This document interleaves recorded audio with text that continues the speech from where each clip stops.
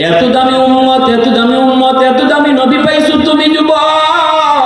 এতটা তোমার জন্য মায়া, এতটা তোমার জন্য নবীর কান্না। আজকে তুমি কোথায় আর আমার নবীর আদর্শ কোথায়?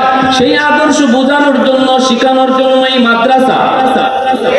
ঠিক কিনা জোরে কও।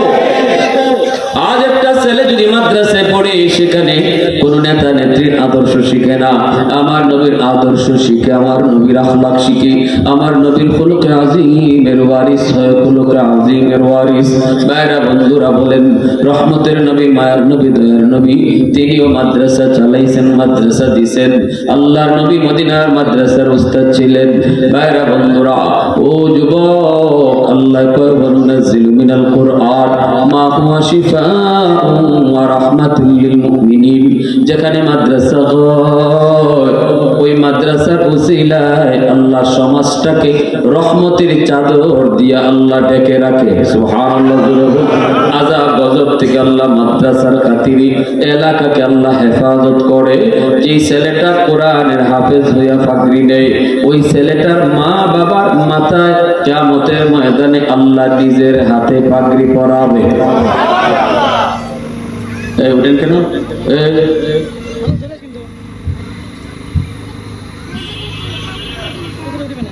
ভাইরা বন্ধুরা, জন্য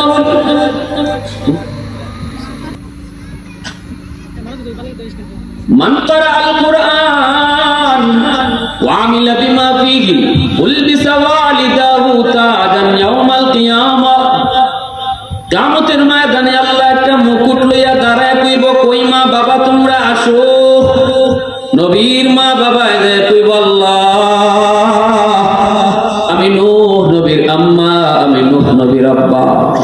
আল্লাহ পাক কইব, আমি তোমাকে খুঁজি না। আরেকজন যে কইব, আল্লাহ আমি অমুক নবীর আব্বা, অমুক নবীর আম্মা। আল্লাহ নিজের হাতে কাকে যেন পাগড়ি পরাইতে চায়। কাকে কয়? মা বাবাকে।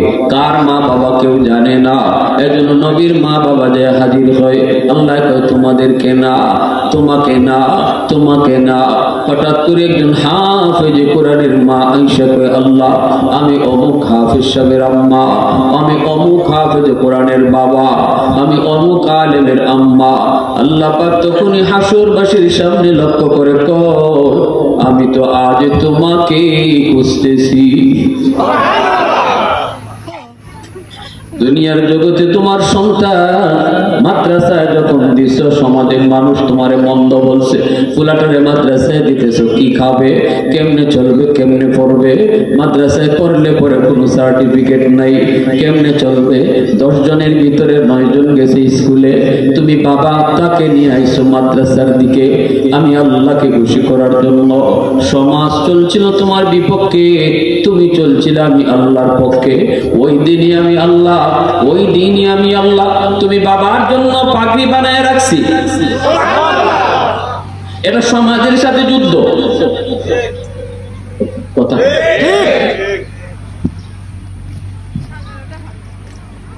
আমি আমার গোষ্ঠীর মধ্যে একাই শুধু মাদ্রাসায়। আমার আব্বা সরকারি হেলথ ইন্সপেক্টর, রিটায়ার্ড।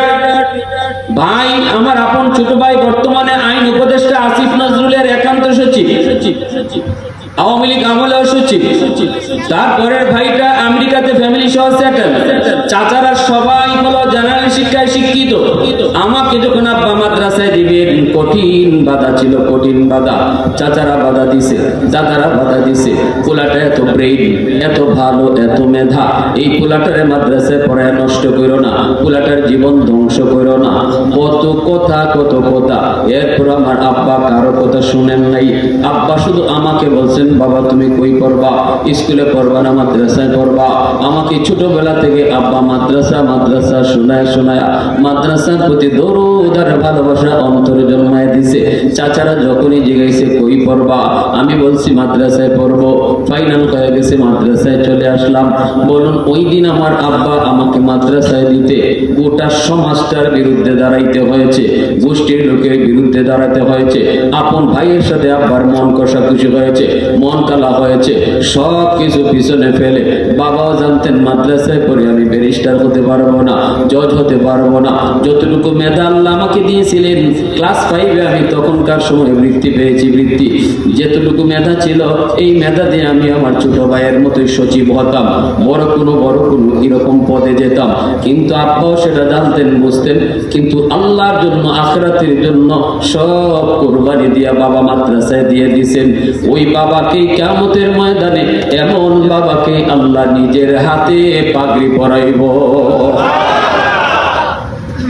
কারণ সমাজের সাথে বহুত বড় জিহাদ করেছে বাপে দাদায়, ঠিক কিনা জোরে বলো। রিজিক মানুষের হাতে নয়, মানুষের হাতে নয়। আজকে আমার যে চাচারা বাধা দিছিল, আল্লাহ পাক আমাকে যে পজিশনে দুনিয়ার লাইনেও রাখছে, ধারে কাছে ওরা নাই, ঠিক কিনা? এত দামি উম্মত, এত দামি উম্মত, এত দামি নবী পাইছো তুমি যুবক। এতটা তোমার জন্য মায়া, এতটা তোমার জন্য নবীর কান্না। আজকে তুমি কোথায় আর আমার নবীর আদর্শ কোথায়? সেই আদর্শ বোঝানোর জন্য, শিখানোর জন্য এই মাদ্রাসা, ঠিক কিনা জোরে পাও। আজ একটা ছেলে যদি মাদ্রাসায় পড়ে, সেখানে কোন নেতা নেত্রীর আদর্শ শিখে না, আমার নবীর আদর্শ শিখে, আমার নবীর আহ্লাক শিখে, আমার নবীর খুলুকে আযীমের ওয়ারিস হয়, খুলুকে আযীমের ওয়ারিস। ভাইরা বন্ধুরা বলেন, রহমতের নবী, মায়ের নবী, দয়ার নবী, তিনিও মাদ্রাসা চালাইছেন, মাদ্রাসা দিছেন। আল্লাহর নবী মদিনার মাদ্রাসার উস্তাদ ছিলেন। ভাইরা বন্ধুরা, ও যুবক, আল্লাহ কয় ওয়ানুনাজ্জিলু মিনাল কুরআন মা হুয়া শিফাউন ওয়া রাহমাতুল লিল মুমিনিন।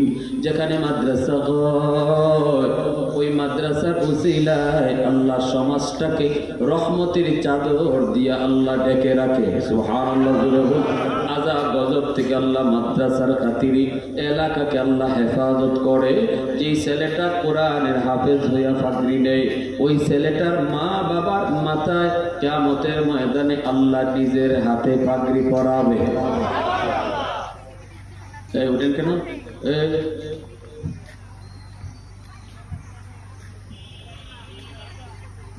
ভাইরা বন্ধুরা,